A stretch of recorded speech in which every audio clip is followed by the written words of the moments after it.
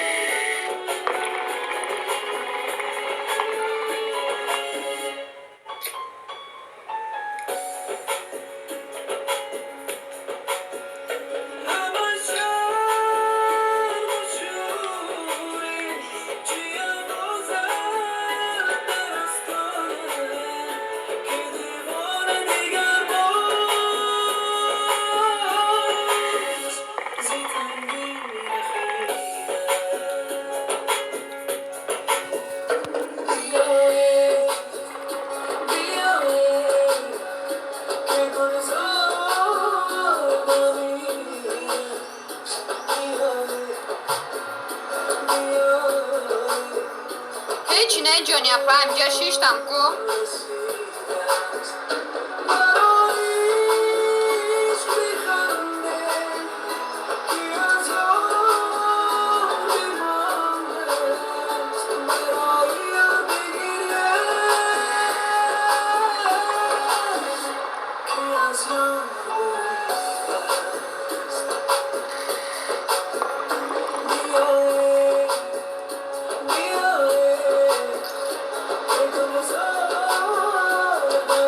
همیشه خوزم باشه با رحمت جونی افا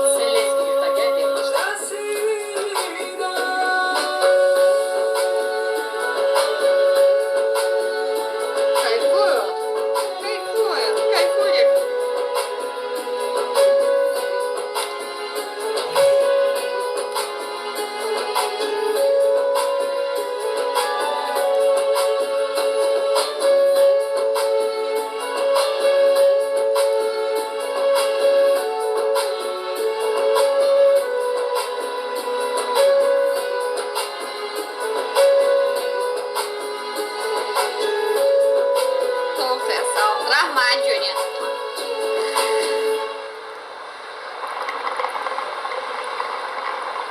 Я думала, будет сложно. А разобраться всего 5 минут. Запускайте Сбербанк онлайн. Уже Сбер инвестиция.